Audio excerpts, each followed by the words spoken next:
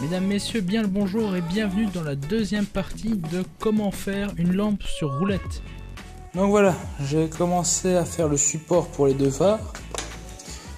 Donc les deux phares ont chacun un U comme ça, donc un support donc qui est réglable avec 3 trous. Alors j'ai mis un phare ici, donc les 3 trous, là et là. Ensuite j'ai coupé donc un morceau de tube, petit morceau de tube qui rentre dans la partie supérieure de votre potence. Et il faut la souder donc comme ça. Et là on va encore faire deux trous de je sais pas combien, un peu moins de 10 ce coup-ci. Et ce coup-ci ça sera serré avec des vis et on va faire le même système que la potence là. Pour deux vis de serrage. Donc je vais forer tous mes trous, donc les 3 trous là, je vais voir quel diamètre j'utilise. Et je vous retrouve juste après. Voilà, avant de forer, donc on va faire comme pour la partie inférieure de la potence. On va utiliser donc le pointeau. Donc c'est tout simple. Hein. Et on va pointer nos trous. Donc un gros coup, ça suffit.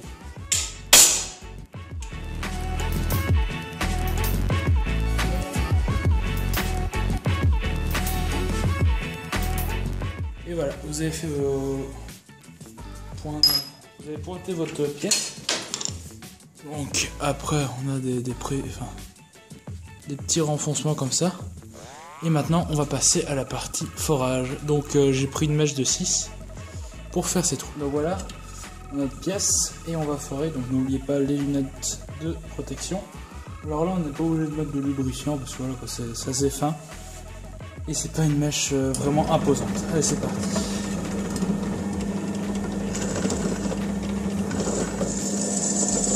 Alors faites attention que votre pièce ne parte pas avec la mèche.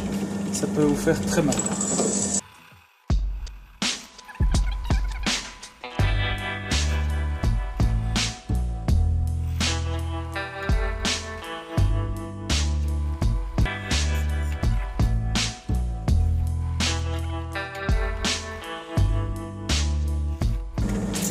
Donc voilà, les trous sont percés.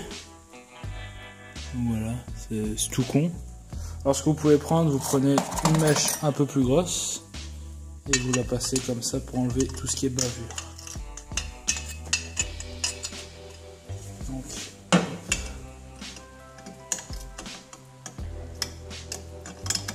voilà, c'est juste pour enlever les bavures ou vous passez un coup de papier de verre, ça fera aussi le travail. Allez, j'enlève les bavures et je reviens avec vous après. Donc voilà, j'ai fait la partie ici qui viendra se mettre dans le tuyau supérieur de la potence. Donc on vient le mettre comme ça, on vient resserrer les vis et ça tient. Alors cette partie là, on viendra la souder ici. Donc hop, on la soude ainsi. Voilà. Hop.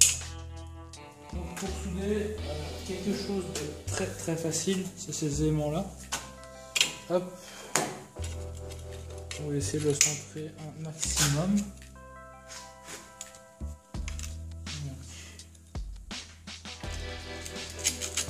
Hop, je le centre, je mets un deuxième aimant et je suis bon pour le souder.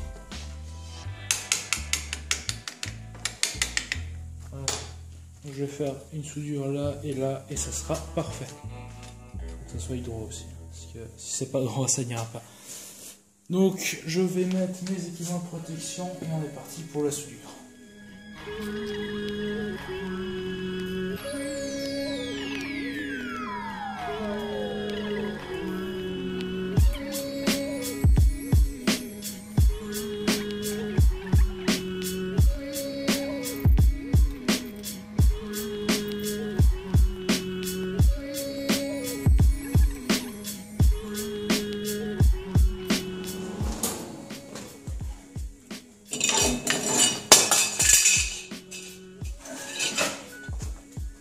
C'est tombé, ça n'a pas cassé, c'est qu'on a bien soudé.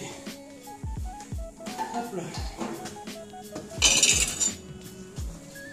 Voilà, vous vérifiez que ce soit à peu près droit.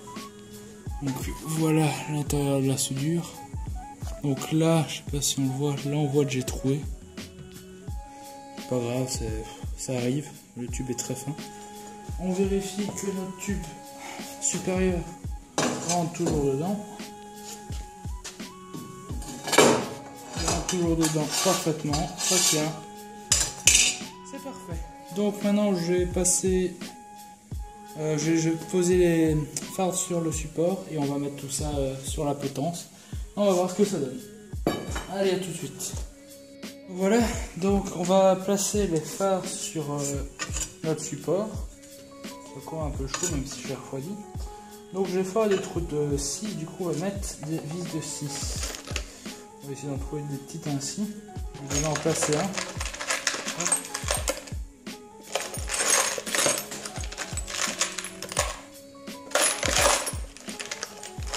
Voilà. On va y mettre des rondelles. Donc une rondelle ainsi, hein, ça suffira. Hop.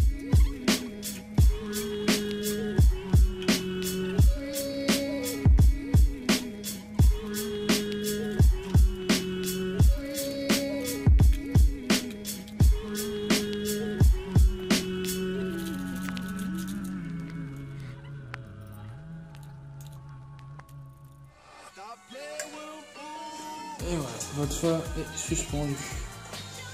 Donc je vais fixer le deuxième, je vais le mettre sur la potence et je reviens avec vous dès que c'est fini. Donc voilà, après avoir tout bien fixé, ça en jette. Donc ça a l'air de bien tenir, la partie à roulette a l'air de bien tenir. Donc voilà un peu derrière. Donc on peut toujours le régler avec ça. Donc là.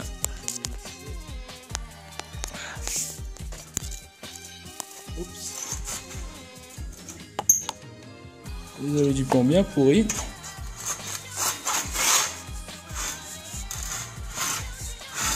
Là on descend, hop.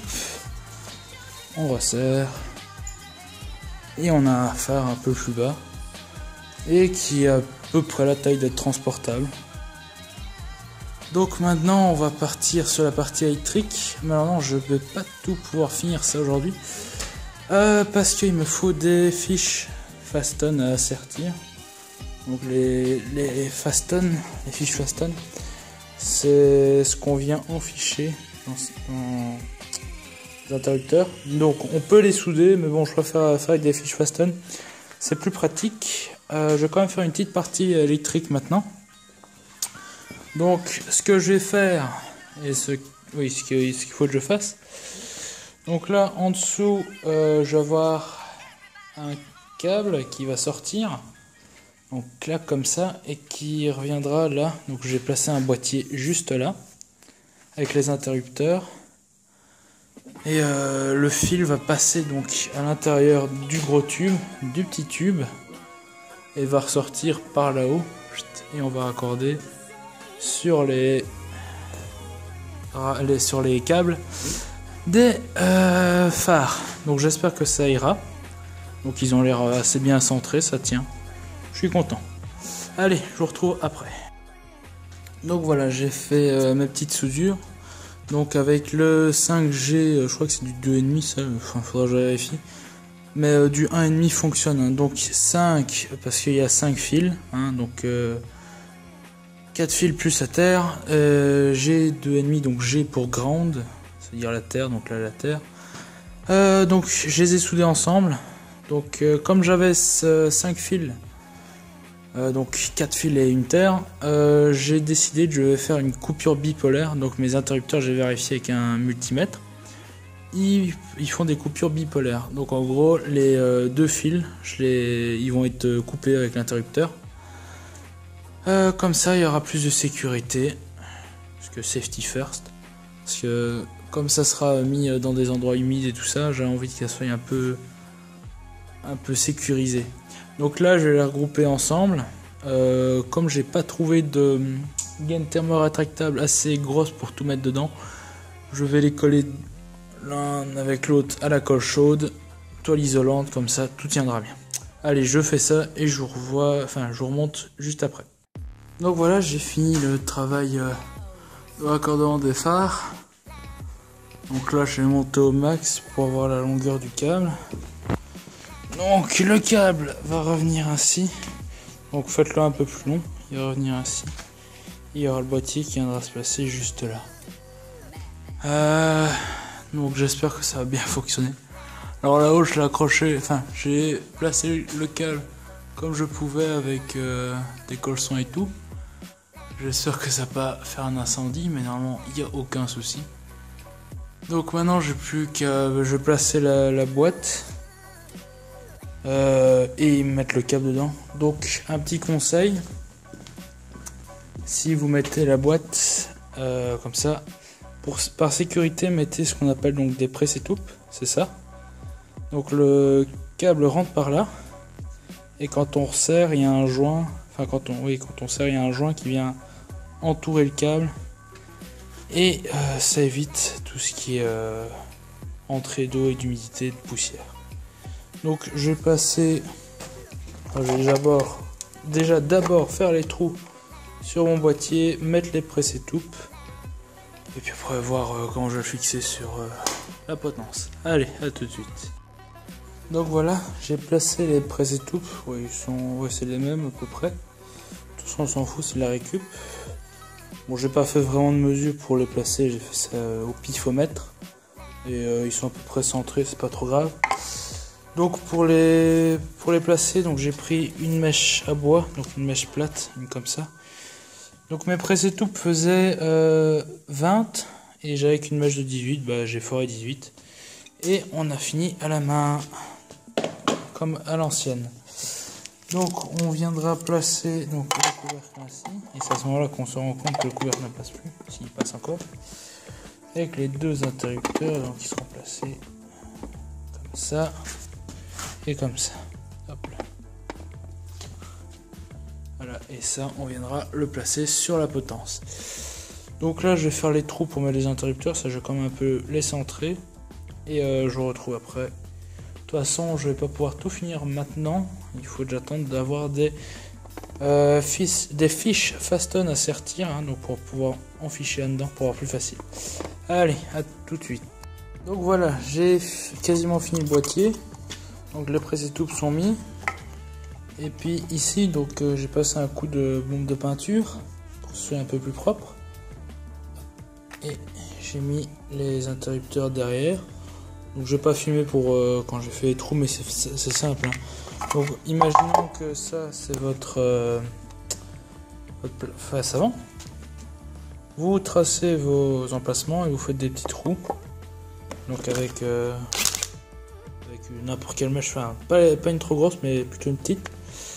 Et puis vous faites des trous, un à la suite de l'autre. Après la pince coupante ou aussi vous continuez avec la mèche. Et vous faites vos trous, donc c'est comme ça que j'ai fait, ça va. Et ensuite donc les interrupteurs je les ai collés à la colle chaude pour être sûr que ça tienne. Donc voilà, j'attends que ça sèche, je le monte et puis après je cherche une solution pour pouvoir le fixer sur la potence. Et puis à tout de suite du coup. Donc voilà, j'ai retrouvé une vieille cordelière, je sais pas si ça suffira. Donc ça a l'air d'être du 1,5. Bon pour l'éclairage c'est du 1,5. Normalement ça devrait suffire. Ça suffit pas, vous mettez du 2,5. Donc pour faire une cordelière, une allonge, on va avoir besoin d'une fiche mâle, donc avec une terre. Donc pour pouvoir la visser, pour mettre vos fils dans la fiche mâle, il faudra des cosses à sertir. Donc c'est ces petites choses là. C'est pour éviter que parce que donc c'est du multibrin, donc c'est du souple.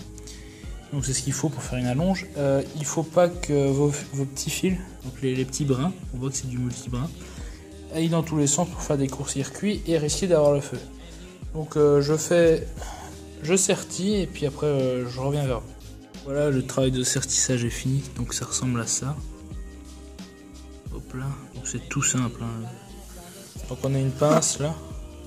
Hop, donc faut prendre les noirs, c'est celle-là. Donc celles-là, elles sont pour du 1,5. Vous mettez dans le 1,5, donc il se trouve juste là. Vous appuyez bien fort et c'est sorti, c'est très vite fait. Donc maintenant je vais mettre tout ça en affiche mâle et puis après je reviendrai vers vous. Donc voilà, après un petit genre 5 minutes de travail, hein, donc c'est pas très long. Voilà ce que ça donne. Donc la terre évidemment c'est cette partie là. Hein. Là vous avez deux phases. Alors surtout si vous travaillez avec ce genre de fiches, n'oubliez pas de faire passer ça avant. Parce que après vous allez tout faire votre montage, peut-être même galérer, puis après vous allez vous rendre compte que vous avez oublié de mettre ça. Et c'est ce genre de situation qui fait vraiment chier. Donc j'ai plus qu'à refermer et donc le radio à cordelière je crois qu'elle est assez longue. Allez, je vous reprends à la prochaine étape. Donc voilà, donc j'ai trouvé la solution pour faire le support. Je vais pas filmer parce que voilà quoi, c'est troué et soudé. Hein. Donc j'ai soudé cette petite plaque. Juste avant j'ai foré deux trous, donc les mêmes sur la boîte. Bon, j'ai pas vraiment mesuré, voilà quoi. J'avais un peu la flemme. Donc je la pose pas parce que le fer est encore bouillant, donc je le fixe.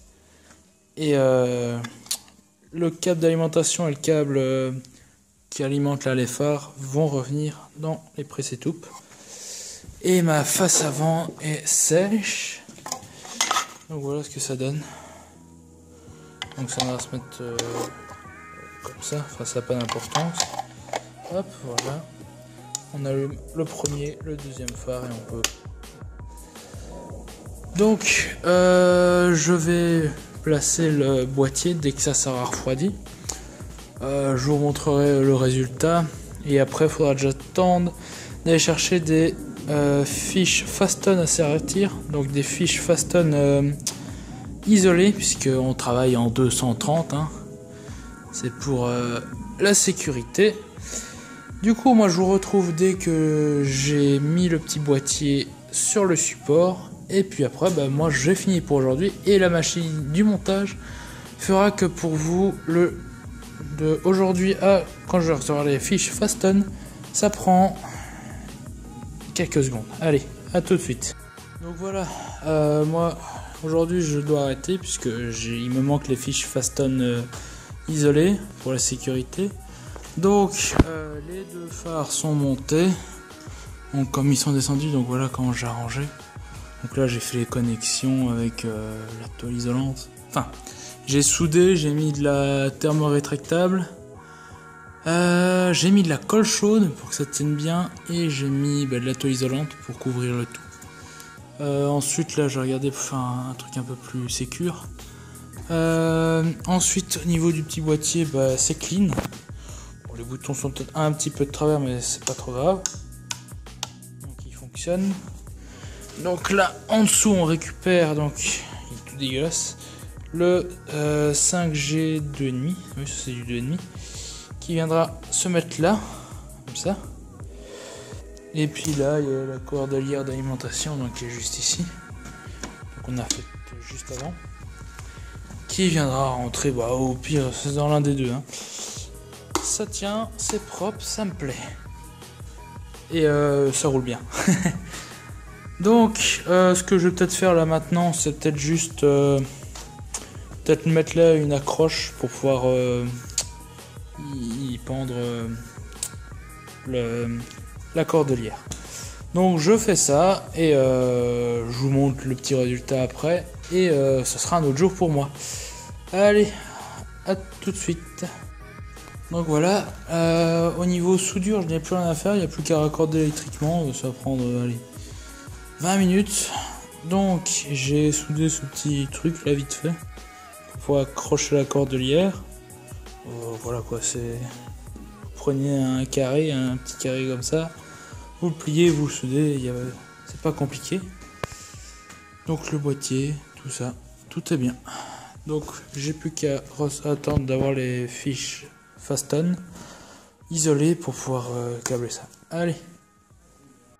Donc voilà, j'ai les fiches Faston isolées, donc ça ressemble à ça. J'ai trouvé ça dans un magasin de bricolage, donc juste les petites Faston comme ça. Je crois que c'était 2,60 €, un truc dans le genre. Donc voilà.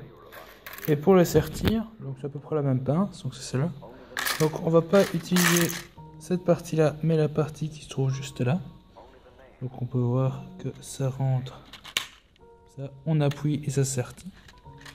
Donc j'ai déjà démonté les interrupteurs. Alors ce que je vais faire, je vais les mettre en parallèle. Donc je vais faire le câblage et puis je vous explique juste après. Allez, à tout de suite. Donc voilà, j'ai fait ma première fiche. Je vous donne ça. C'est assez facile. Donc là, ce que je vais faire pour être sûr que ça soit bien isolé, je vais mettre un morceau de thermo-rétractable ici. Ça, je suis sûr que ça sera bien isolé. Et je vais faire mes pontages sur mes deux interrupteurs. Allez, je vous retrouve dès que j'ai fini le câblage. Donc voilà, j'ai enfin fini le câblage après plusieurs galères. Je vais pas m'attarder dessus. Donc j'ai branché, donc contrairement à ce que j'ai dit juste avant, c'était une connerie, je les ai pas branchés en parallèle mais bien en série. Donc là on a toutes les terres qui se rejoignent, je vais vite les toucher parce qu'il est alimenté. Donc la terre je l'ai reliée là-bas dans le fond sur la vis, donc la vis est reliée à toute l'armature.